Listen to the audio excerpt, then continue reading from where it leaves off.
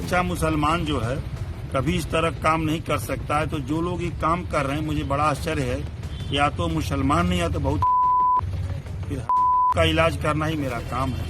दोस्तों, गाय को लेकर राजनीति होना कोई नई बात नहीं है, लेकिन प्रशासनिक अधिकारी, पढ़े लिखे, बड़े बड़े पदों पर आसीन लोग अगर कैमरे के सामने खड़े होकर गाय के मद्देनजर एक समुदाय विशेष को गाली देंगे तो फिर क्या समझा जाए। नफरत इस कदर व्याप्त हो गई है कि उसे मिटाना अब संभव नहीं है, क्योंकि जिन लोगों पर जिम्मेदारी है वहीं अगर गाली दे रहे हैं तो फिर हालात किस कदर खराब हैं समझा जा सकता है। रामपुर के एसपी ने जिस तरह से मुसलमानों को गाली दी है वो अपने आप में कहीं ना कहीं सियासी पारा चढ़ा रहा है। क्या कहा गया है देखिए। रामपुर एसपी बोले, गाय काटने वाला मुसलमान, मैं नहीं पढ़ूंगा इन्होंने क्या बोला है, और ये कह रहे हैं ऐसे लोगों का इलाज करूंगा।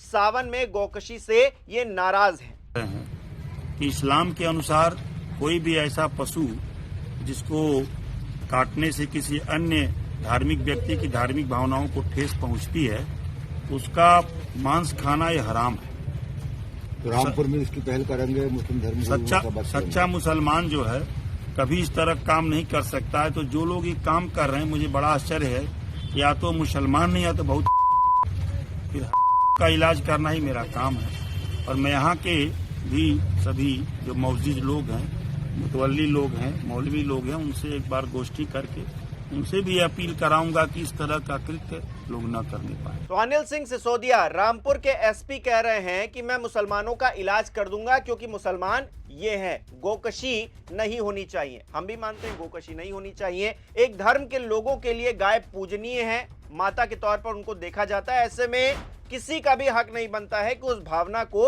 आहत करे, ठेस पहुंचाए। तो ऐसे में गोकशी नहीं होनी चाहिए, लेकिन उसको रोकेगा कौन? रोकने वाले भी तो एसपी साहब आप ही है ना, पुलिस वाले ही है ना, ये प्रशासन ही है ना, ये सरकार ही है ना।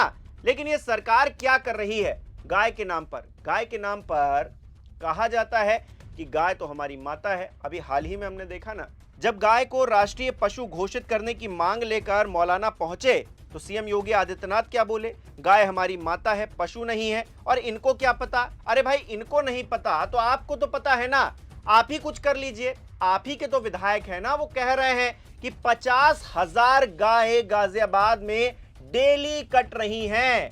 ये बयान समाजवादी पार्टी के नेता का तो है नहीं, ये बयान बहुजन समाज पार्टी के नेता का भी नहीं और ना ही कांग्रेस पार्टी के नेता का है। ये बयान लोनी से आपके जो विधायक हैं उन्हीं का है। अब ऐसे में सवाल ये खड़ा होता है कि आप अपने ही विधायक की बात मानते हुए कभी जांच पड़ताल करने गए हैं क्या? गाजियाबाद के जो भी बड़े अधिकारी हैं, प्रशासनिक तौर पर जो जिम्मेदारियां संभाल रहे हैं, उन्होंने इस विषय पर ध्यान दिया है? अगर ध्यान दिया है तो फिर आपके विधायक इस तरह की बातें क्यों कर रहे हैं? और आपके रहते हुए ये सब हो रहा है और दूसरी तरफ आप कह रहे हैं ये मौलाना को क्या पता, ये राष्ट्रीय पशु घोषित करने की मांग कैसे कर सकता है? ये तो पशु काटने वाला है ना आपकी नजर में, और इससे आपकी जो राजनीतिक छवि है वो बनती है, राजनीतिक फायदा आपको मिलता है, वोट मिलता है और आप सत्ता के सिंहासन पर विराजमान रहते हैं, इसलिए आप कुछ नहीं करते हैं। और आपने जो जहर बोया है प्रशासनिक तौर पर, कैमरे के सामने आकर रामपुर के एसपी मुस्लिम समुदाय को इस बाबत गाली दे रहे हैं, ये इसका सबूत है। अनिल सिंह के बारे में एक जानकारी आपको हैरान करेगी कि 17 जुलाई 2026 को इनको तैनाती मिली है और 7 अगस्त को इन्होंने ऐसा बयान दे दिया है, यानी कि लगभग 20 दिनों के भीतर, जो अब राजनीतिक तौर पर सरगर्मी बढ़ा रहा है। तो क्या एसपी साहब को इसके लिए ट्रेनिंग मिली थी जिससे राजनीतिक माहौल बन जाए और हिंदू मुसलमान करने में ज्यादा इजी हो, क्योंकि चुनाव भी आ रहे हैं? अपने आप में सवाल खड़े होते हैं कि एसपी साहब ने आते ही इतना बड़ा बम क्यों फोड़ दिया है? कैमरे के सामने मुसलमानों को गाली क्यों दे रहे हैं और इस गाली से होने क्या वाला है? अब गजब की बात यह है दोस्तों कि एक तरफ तो लोनी के जो विधायक है जिनका मैं अभी जिक्र कर रहा था, उन्होंने डीएम साहब को पत्र लिखा है गोकशी को लेकर, और दूसरी तरफ भारतीय जनता पार्टी अब तक का सबसे बड़ा चंदा किससे ले रही है? जो बीफ एक्सपोर्ट करने वाली कंपनियां हैं उनसे ले रही। मतलब अपने आप में ये कितनी दोमुही बात है। और कैसे हैं ये लोग, देखिए ना कि एक तरफ तो ये चंदा ले रहे हैं, पैसे ले रहे हैं उन कंपनियों से जो बीफ एक्सपोर्ट कर रही हैं, यानी कि मांस, आप समझ रहे हैं ना, और दूसरी तरफ ये जिक्र कर रहे हैं गौ माता का। अच्छा, गौ माता का जिक्र तो अविमुक्तेश्वरानंद शंकराचार्य भी कर रहे हैं, लेकिन उनको तो योगी जी कालनेमी बताते हैं, बटुकों की चोटियां खींच खींच कर उनको मारते हैं। तो अविमुक्तेश्वरानंद जब गाय को राष्ट्रमाता का दर्जा देने की बात कहेंगे तो भारतीय जनता पार्टी वाले जो लोग हैं इनके मुंह पर सेलो टेप लग जाता है, ये कुछ नहीं बोलते हैं। इनको लगता है कि अरे ये तो हमारा विषय है, इन्होंने कैसे उठा लिया, और हम इस पर जो नौटंकी कर रहे हैं उसकी तो पोल खोल हो रही है, पर्दाफाश हो रहा है, ये कैसे होने देंगे। तो उनको बदनाम करने के लिए गोदी मीडिया लग जाता है, और जो तमाम भारतीय जनता पार्टी के लोग हैं या फिर उनके समर्थित लोग हैं, अंधभक्त हैं, वो पीछे पड़ जाते हैं शंकराचार्य के। इनको शर्म नहीं आती है। और शंकराचार्य ने एक और बात कही, उन्होंने कहा कि 14 साल तक आप जो है गाय गाय करेंगे, माजी माजी करेंगे, फिर उसके बाद आप सौदेबाजी करेंगे। ये बंगाल का जिक्र कर रहे थे। वो बंगाल में शुभेंदु सरकार आ गई है और वो सरकार कितनी सख्त है गाय को लेकर। देखिए ना कि 14 साल तक तो आप गाय हैं, मम्मी हैं, और फिर यमी यमी है, खाइए भाई आप उनको। ये कैसा नियम है भाई। और उसी बंगाल में मंगलवार के दिन मछली चाप रहे थे अनुराग ठाकुर, तब किसी की भावनाएं आहत नहीं हुई।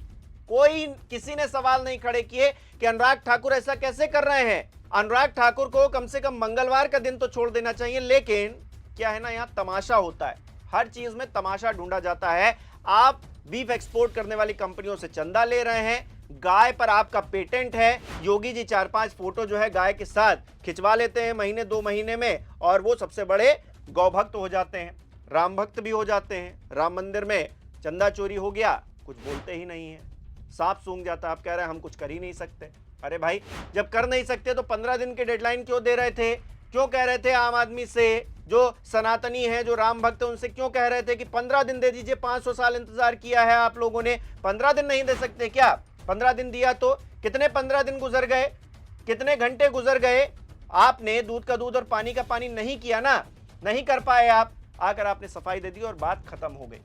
गाय के नाम पर नौटंकी खुले तौर पर जो ये करते हैं, और उसके बाद प्रशासनिक तौर पर ये जो सूरत सामने आई है ना दोस्तों, मतलब आप ये मानकर चल रहे हैं कि मुसलमान ही ऐसा वैसा कर रहे हैं, गाय काट रहे हैं। अगर गाय काट रहे हैं मुसलमान तो फिर उनको रोकने की जिम्मेदारी भी आप पर है। पहली बात तो आप रुदन मत करिए आकर, आप रोइए मत आकर सामने कि भाई गाय काट रहे हैं। अरे काट रहे हैं तो रोकिए उनको। आपके विधायक कह रहे हैं 50,000 गाय गाजियाबाद में डेली कट रही हैं।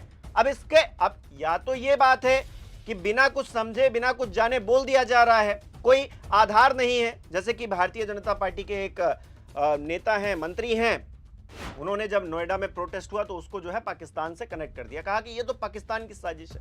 अब पाकिस्तान की साजिश वो प्रूफ नहीं कर पाएंगे, ना ही उनके समर्थक कर पाएंगे। उन्होंने बस वहां पर बोला और खत्म, बात हो गई। तो क्या जो लोनी के विधायक हैं वो भी ऐसा ही कर रहे हैं कि वो बोले दे रहे हैं सिर्फ चर्चा में बने रहने के लिए कि 50,000 गाय कट रहे हैं? ऐसा कुछ नहीं हो रहा। या तो ये परिस्थिति है, या फिर जिस तरह से एसपी साहब कह रहे हैं कि गाय कटी तो फिर वो समुदाय वाले वैसे हैं और इनको मैं जो है इलाज करूंगा, इनको ठिकाने लगाऊंगा। तो फिर या तो ये सच है या तो वो सच है। जो भी सच है वो सामने आना चाहिए। और योगी जी को जब संसद में सरकार नहीं थी, जब भारतीय जनता पार्टी की, तब संसद में खड़े होकर कहते थे कि इस पर एक कानून बनना चाहिए गाय को लेकर, गौकशी को लेकर। और जब आ गए हैं सरकार में, बैठ गए हैं, खुद मुख्यमंत्री बन गए हैं, तो फिर कोई कानून नहीं ला पा रहे हैं। तो फिर इनके हाथ पांव ठंडे पड़ गए हैं कि भाई हम ऐसे कैसे कर सकते हैं। अरे करिए ना, क्यों नहीं कर रहे हैं आप?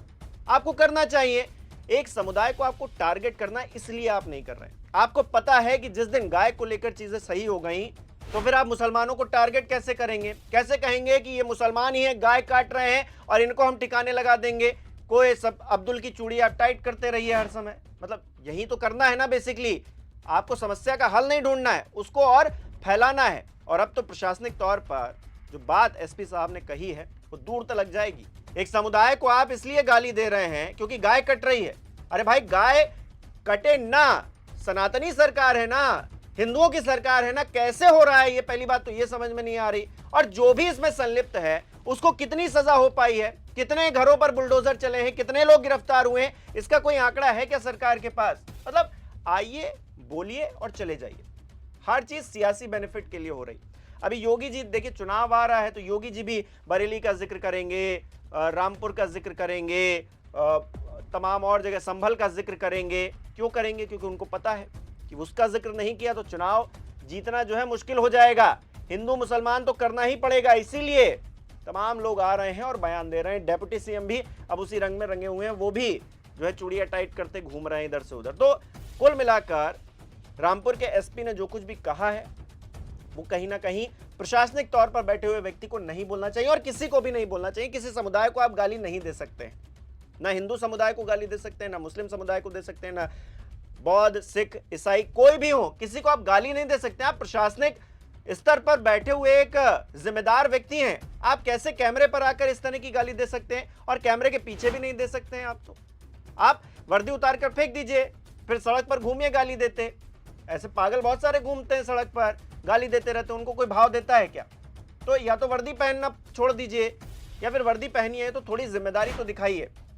आप उन लोगों को जरूर पकड़िए जो गोकशी कर रहे हैं, लेकिन ये तमाशा मत कीजिए, एक समुदाय को टारगेट मत कीजिए। अगर उस समुदाय के लोग भी ऐसा कर रहे हैं तो उनको भी सजा मिलनी चाहिए। मैं ऐसा नहीं कह रहा हूं कि उनको सजा नहीं, जो भी कर रहा है उसको सजा मिलनी चाहिए, लेकिन कानून बनाइए ना, राष्ट्रमाता का दर्जा दीजिए ना। शंकराचार्य कह रहे हैं ना, तब तो आपकी घिग्गी बन जाती है, तब आप कुछ नहीं कर पाते और यहां गाली दे रहे हैं, नौटंकीबाजी कर रहे हैं, जानबूझकर आप इस तरह के बयान दे रहे हैं ताकि माहौल बने।